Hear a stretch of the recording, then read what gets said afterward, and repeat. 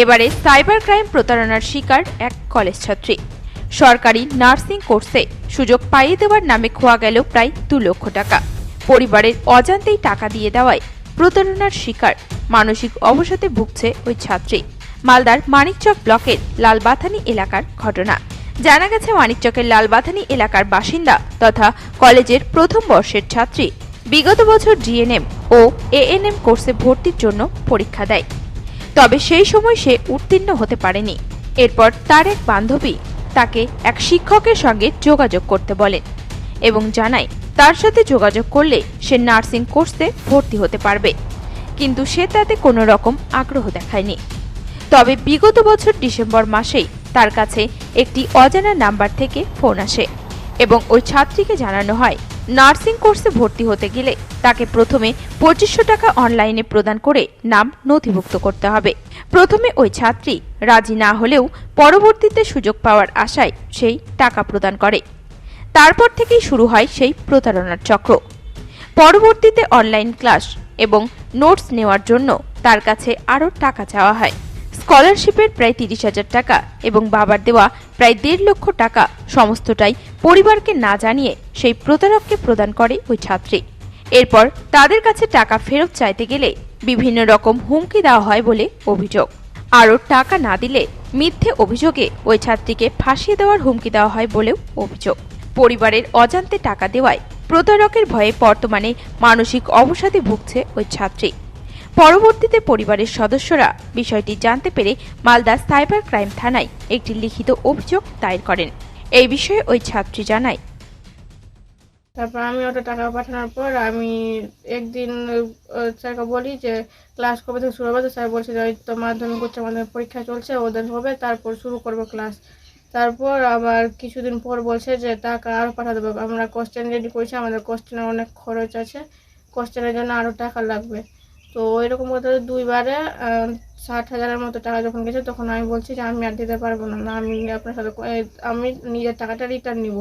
তো স্যার বলছে যে যখন রিটার্ন নিবে তো তাহলে এই আমার একটা পলিসি আছে পুরো 1 লাখ করে, তারপরে আমি টাকা রিটার্ন দিব, না তো দিব না। তো আমি ভাবলাম যখন টাকা রিটার্ন দিবে তখন 1 লাখ টাকা আমি দিই। আমার কিছুটা অ্যাকাউন্ট থেকে ছিল স্কলারশিপের টাকা, আর কিছুটা বাড়ি ছিল চুরি করা টাকাটা। তারপরে আমি যখন 1 লাখ দিয়ে দিই তো স্যার বলছে যে না এখন আর দিব না, আরও পাঠাতে হবে। তো আমি বলছি যে আপনি তো বললেন যে এই টাকাটা তো দিয়ে দিব এবার। তো বলছে যে না আরও পাঠাতে হবে। তো আমি বলছি যে ঠিক আছে, না আমি আপনার টাকা নিব না, আপনার সাথে কন্ট্যাক্ট রাখবো বলছে।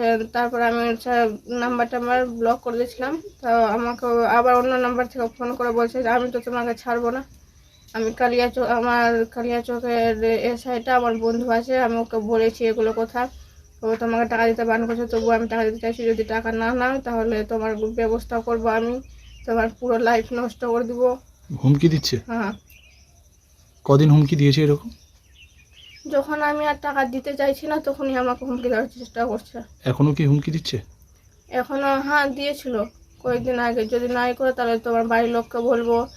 যখন যেহেতু জানে যে আমার বাড়ির লোক জানে না এই টাকা দেওয়ার বিষয়টা, গ্রামের সবার মাঝখানে যখন পুলিশ গাড়ি যাবে তখন খুব ভালো লাগবে। এই বিষয়ে ওই ছাত্রীর মা জানান, এই তো যে বললো আমার মেয়ে এইসব কথা, প্রথম আমাকে বললো কি আমাকে এই পরীক্ষার জন্য এতটি টাকা চাইছে মা। তা আমি বললাম তুই বাবার সঙ্গে যোগাযোগ করবি তারপরে দিবি টাকাটা। মেয়ে ভিতর থেকে ওই রকম করে দিয়ে দিল, আমি জানি না বাড়িতে এরকম ওর হাতেই টাকা, কোনো দিন 10টা টাকা এদিকে ওদিকে করে নি। ওর কাছ থেকে এই টমেটো চাষ করছিলাম, বিক্রি করে করে এনে রাখছিলাম, ওই গুনতি করে রাখছিল, ভাবতে পারিনি কি মেয়ে এরকম করে দিবে। কত টাকা ছিল? 2.5 লক্ষ টাকা ছিল প্রথম, তো ওটা থেকে 1.5 লাখ বের করে নিয়েছে। আপনারা জানতেন না? না, তারপরে যে ব্যাংকে রাখতে যাবে ওর বাবা, দেখি টাকা নাই। তো ও মেয়েকে জিজ্ঞাসা করলাম কোথাও যে যাচ্ছি দেখাতে, তো বলছে কি না বাড়িতেই আছে টাকা। মেয়েকে জিজ্ঞাসা করছি, মেয়ে বলছে না আমি টাকা নেইনি। ওটা হয়ে গেল মোটামুটি 22-23 দিন থেকে বেশি হয়ে গেল। তারপরে দেখছি ওর বাবা নিজের হাত দিয়ে টাকা রাখলো, ওটাও 35,000 টাকা থেকে 22,000 টাকা টেনে নিল। 9,000 টাকা গুনতি করে রাখলি, 1,000 টাকা নিয়ে গেল। 3 ঘন্টা তো ওটাও টাকা বের করে নিল। তারপরে জানতে পারলাম কোনো কিছু না, কিচ্ছু জানায়নি। কিভাবে জানতে পারলেন এই ঘটনা? এটা যে ওই যে আবার ওর টাকা যে যখন ওর কাছে নাই, আমার বাড়িতেও নাই টাকা, একটা যে খাবো তো টাকা নাই। মালদা থেকে পরিতোষ সরকারের রিপোর্ট, নিউজ টুডে।